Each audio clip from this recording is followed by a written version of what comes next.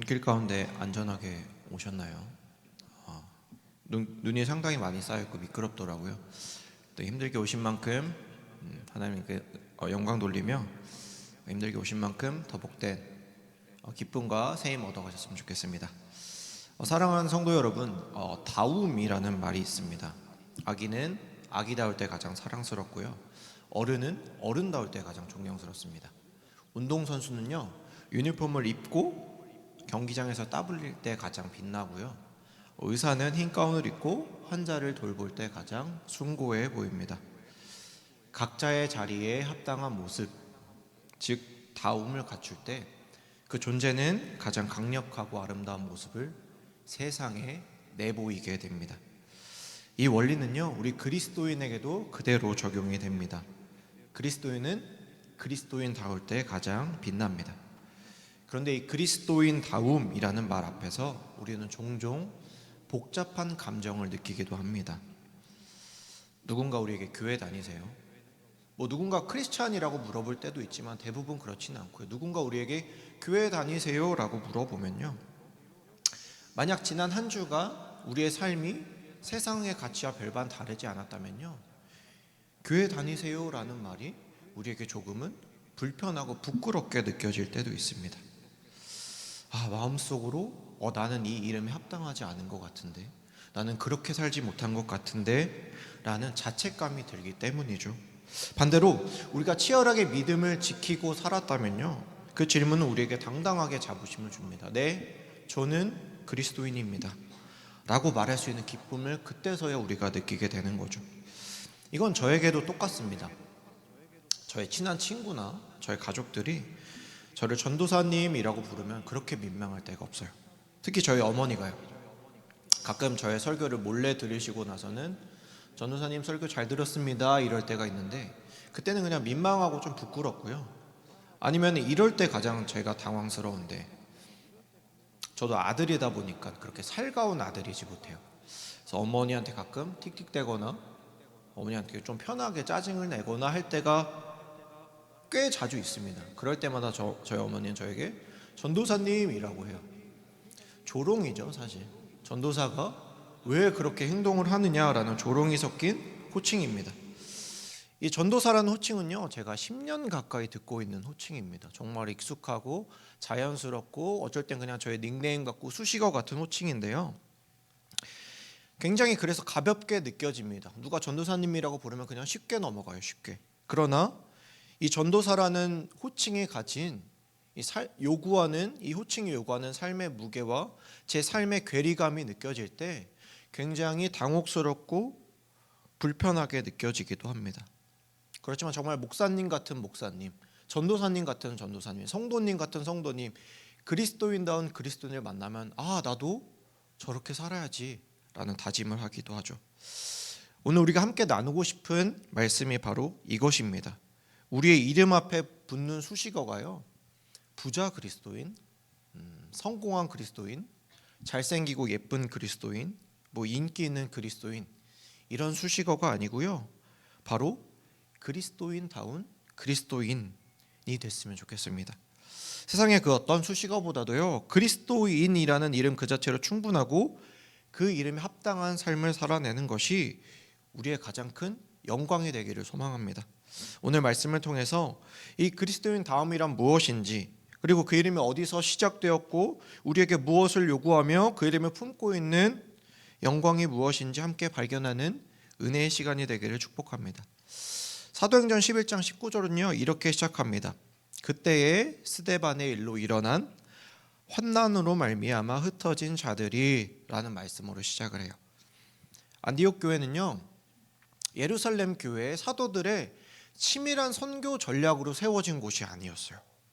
스데반의 순교 이후 시작된 박해를 피해 뿔뿔이 흩어진 이름 없는 사람들이, 이름 없는 성도들이 세운 교회가 바로 안디옥 교회였던 겁니다. 이름도 기록되지 않은 평신도 몇 사람이 유대인에게, 때로는 이방인에게, 헬라인에게 기독교 복음을 전파함으로써 기독교가 인종적 지리적인 담을 넘어가 버린 거예요. 예루살렘 교회의 사도들도, 많은 사람들도 활발하게 하지 못했던 일입니다. 그 일을요 흩어진 이름 없는 성도들, 기록도 되어 있지 않아요. 이름 없는 성도들이 해냈다라는 겁니다. 이것은 단순한 전도가 아니라요, 복음이 유대인의 전유물에서 이제 세상으로까지 뻗어나가는 아주 혁명적인 순간이었습니다. 그 결과는요, 많은 이방인, 유대인을 포함한 많은 이방인이 주께 돌아오는 놀라운 부흥이 일어납니다. 이 소식을 들은 예루살렘 교회는요, 바나바를 파송합니다. 위로의 아들이라고 불렸고 착하고 성령과 믿음이 충만한 바나바는 안디옥의 부흥을 보고 크게 기뻐했습니다. 그리고 더 큰 사역을 위해 다소에 있던 사울 즉 바울을 함께 데려서 안디옥 교회로 옵니다. 그리고 두 사람은 1년 동안 안디옥 교회에 머물며 큰 무리를 가르쳤다고 성경은 기록하고 있어요. 바로 이 시점 사도행전 11장 26절에서 역사적인 문장이 등장합니다. 우리 사도행전 11장 26절 함께 같이 읽어볼까요? 준비 시작.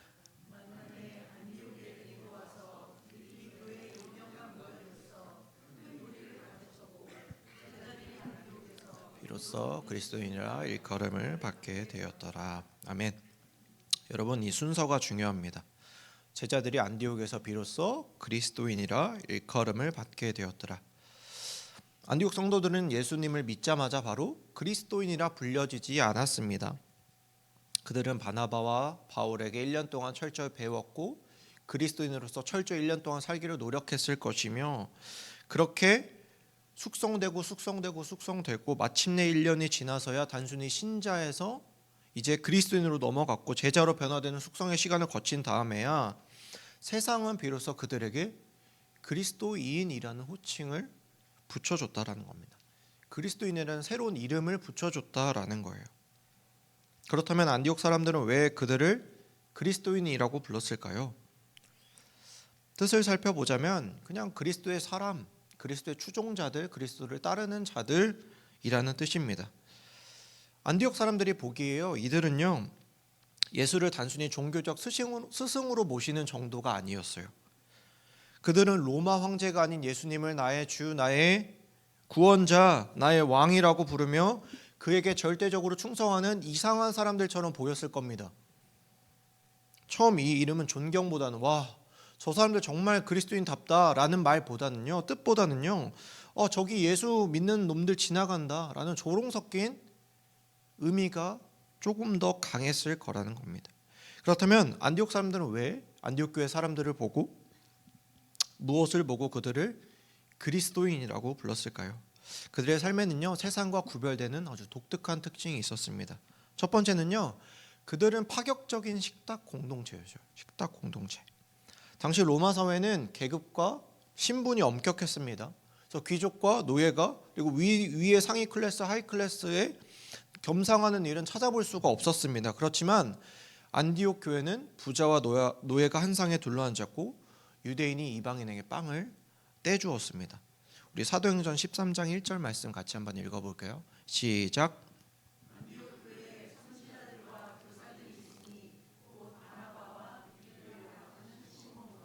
구레네 사람 루기오와 분봉왕 헤롯의 젖동생 마나엔과 및 사울이라. 아멘. 위의 명단은요 안디옥 교회의 리더들입니다. 정통 유대인 출신 바나바가 먼저 있었고요. 유대인, 검다를 뜻하며 흑인이라고 추정되는 니게르라는 시므온이 있었고요. 북아프리카인 구레네 출신 루기우가 있었고, 헤롯 왕가 출신인 왕족급 인물인 마나엔과 기독교를 심하게 박해했던 사울이 있었습니다. 다양한 지역의 사람들입니다. 다양한 인종의 사람들입니다. 다양한 계급의 사람들입니다. 그 사람들이 모인 안디옥 교회는 식탁을 나눠놓지 않았습니다. 모두가 함께 모여 하나의 식탁을 이뤄 교제를 나눴다라는 겁니다. 로마 사람들의 눈에는 독특하고 이상해 보였을 거예요. 그러나 누군가의 눈에는 매력적이다, 저 공동체 정말 매력적이다라고 느꼈던 사람도 있을 겁니다. 그렇게 그들은 아주 독특한 그리스도인의 식탁을 만들어냈다는 겁니다. 두 번째는요, 그들은 경계를 넘어서서 사랑을 실천하는 공동체였습니다. 사도행전 11장 27절부터 30절까지 그들의 행동은요 정말 그리스도인다웠습니다. 그리스도인.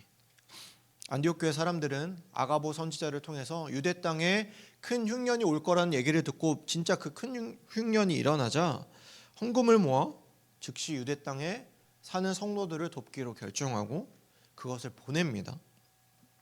당시 유대인과 이방인 사이에 깊은 감정적 골이 있었다는 것을 감안하면 그들의 이 사랑, 그들의 이 행동은 그리스도인이라고 생각하지 않으면 정말 생각하기 어려운 일이었어요. 그들의 사랑은 이론이 아니었습니다. 자신의 것을 내어주는 구체적이고 희생적인 구제 활동으로 나타났다는 거예요. 세 번째는요, 그들은 세상을 향해 나아가는 공동체였습니다. 훗날 사도행전 13장의 이후의 말씀을 보면요, 이 안디옥 교회가 바나바와 바울을 선교사로 파송합니다. 그렇게 세계 선교의 문을 열기 시작해요. 그들의 신앙은요, 교회 안에만 머무르지 않았습니다. 세상 밖으로 말씀을 전하기 위해 자신들이 뛸 뿐 아니라 더 멀리까지 보내기 위해 더 지원하고 후원하면서 이 복음을 세상의 끝까지 알리기를 원했다라는 거죠. 이처럼 그리스도인이라는 이름은요, 개인의 경건이나 내면의 믿음만으로는 얻어질 수 없는 것입니다. 세상이 볼 수 있는 공동체의 구체적인 삶의 열매, 말씀에 대한 열정, 희생적인 사랑의 실천, 그리고 세상을 향한 선교적인 마음, 이런 비전들을 통해서, 이런 것들을 통해서 얻어진 영광스러운 이름이었다라는 거예요. 우리는 쉽게 그리스도인입니다라고 말하지만 안디옥 교회 사람들의 모습을 보면 이 사람들의 이 호칭이 결코 쉽게 얻어진 것이 아니었겠구나 라고 알 수 있습니다.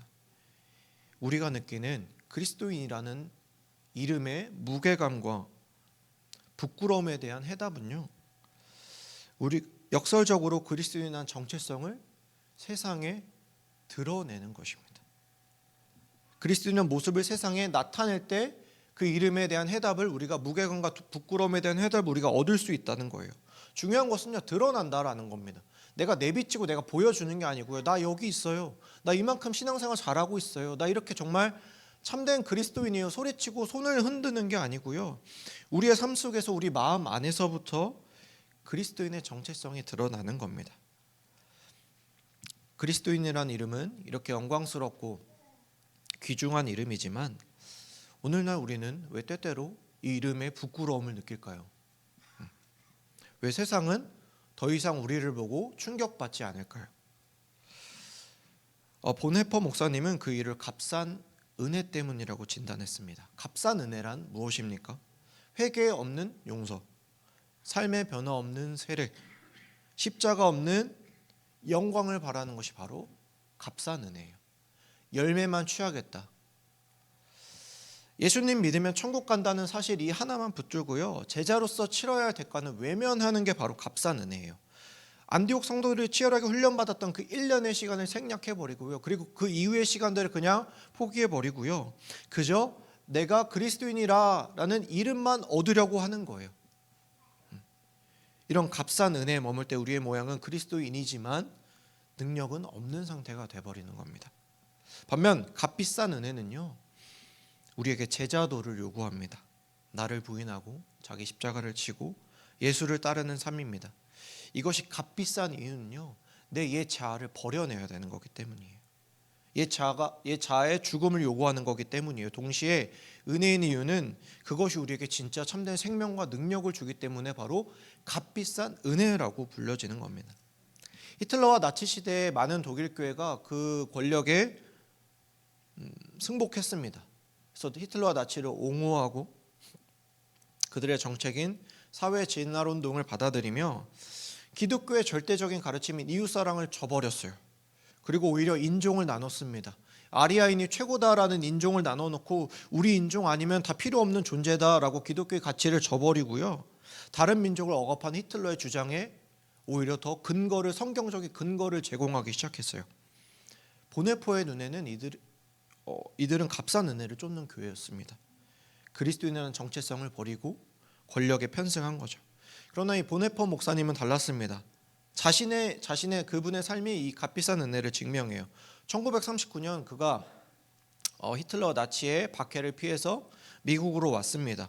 미국 뉴욕의 유니언 신학교에서 학생들을 가르치며 안전하게 교수 생활할 기회를 얻었습니다. 그러나 한 달도 채 되지 않은 약 26일 만에 독일로 다시 돌아가기로 결정을 해요. 왜 그랬을까요? 그는 친구에게 이렇게 편지를 보냅니다. 만일 내가 지금 동포들과 함께 실현의 때를 보내지 않는다면 나는 전후에 독일 기독교인의 삶을 재건하는 일에 참여할 권리가 없을 것입니다. 그는 값싼 안전을 버렸습니다. 그리고 값비싼 제자들을 쫓아서 다시 한번 독일 교회로 돌아갑니다. 소금은 고기 속에 있어야 부패를 막을 수 있습니다.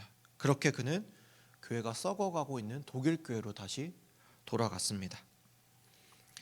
그리스도인다운 그리스도인이 되는 길은 이처럼 값비싼 은혜를 요구합니다. 그런데 솔직히 말하면요, 이 길이 굉장히 어렵게 느껴져요. 그리스도인으로서 세상에서 사는 것, 그리스도인으로서 집에서 사는 것, 교회에서 사는 것, 직장에서 사는 것, 결코 간단하고 쉽지가 않습니다. 여러분도 저도 아마 느끼고 있을 겁니다.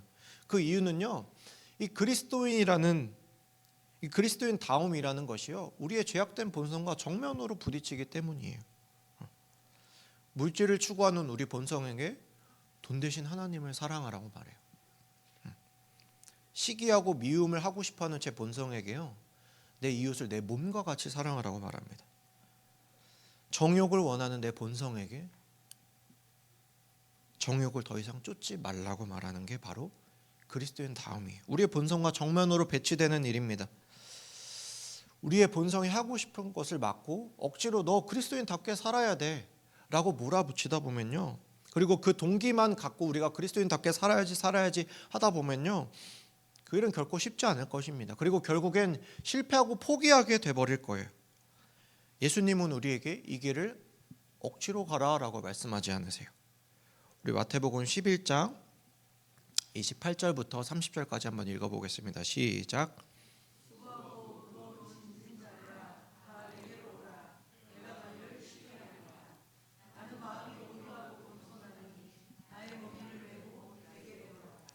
그러면 너희 마음이 쉼을 얻으리니 이는 내 멍에는 쉽고 내 짐은 가벼움이라 하시니라. 아멘. 예수님은요, 수고하고 무거운 짐진 자들아 얼른 와라, 내가 너에게 짐을 더 얹어줄게 라고 하지 않으세요. 그 길을 묵묵히 그냥 걸어가라, 그냥 하다 보면 될 거야 라고 말하지 않으세요. 그렇게 신앙생활 열심히 하고 기도하고 찬양하고 예배 일주일에 6번 7번씩 드리고 기도도 매일매일 하고 헌금생활도 잘하다 보면 너는 결국 잘 될 거야 라는 식으로 우리에게 말씀하지 않으십니다. 내게로 오라, 내가 쉬게 하리라 라고 말씀하세요.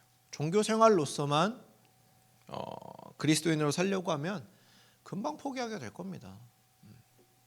삶의 기쁨과 유익이 없을 거거든요. 얼마든지 할 수 있어요. 이렇게 하면 성공된 그리스도인의 삶이다라고 수치를 정해놓고 하루에 기도 몇 번, 헌금 얼마 이상, 예배 몇 번 이상, 찬양 몇 번 이상 수치상으로 정해놓으면요, 누구나 모두가 할 수 있을 겁니다. 그러나 그것은 참된 것이 아니다라고 예수님 말씀하고 계신 거예요. 오히려 나는 마음이 온유하고 겸손이니 나의 멍에를 메고 배우라. 이는 내 멍에는 쉽고 내 짐은 가벼움이라 라고 말씀하신 게 바로 예수님이라는 겁니다. 어떻게 멍에가 쉽고 가벼울 수 있을까요? 어떻게 제자도의 그리스도인의 삶이 어떻게 가벼울 수 있을까요? 바로 그 비밀은 사랑에 있다라는 겁니다. 최근에 한 분과 식사를 하면서 대화를 하면서 귀한 깨달음을 얻은 적이 있습니다. 그분이 청소년 시절 교회를 다닐 때 전도사님 목사님들의 설교가 자주 억지처럼 느껴졌다라고 해요. 들었던 설교의 핵심은 늘 이 책임이었다는 겁니다. 책임. 너희가 하나님께 구원받았으니 너희는 마땅히 하나님의 자녀로 살아야 되고 마땅히 그리스도인으로 살아야 된다라는 책임이 그 설교의 줄을 이뤘다라고 합니다. 그래서 한창 청소년 시기에 방황을 하다가 이제 대학교를 가고 나서 팀 켈러 목사님의 설교와 책을 보고 큰 변화가 찾아왔다고 해요. 팀 켈러 목사님은 우리의 죄를 따라락 나열하시면서 우리가 이렇게 악한 존재이고 우리가 이렇게 부정한 존재이고 우리가 이렇게 못된 존재임에도 하나님이 얼마나 좋은 분인지, 그분의 사랑이 얼마나 놀라운지를 설명하면서 이렇게 강조했다라고 합니다. 그런데 우리가 이런 하나님을 어떻게 사랑하지 않을 수 있을까? 어떻게 이렇게 좋으신 분의 자녀로 우리가 살지 않을 수 있을까? 그 강도사님은 여기서 해답을 찾았습니다.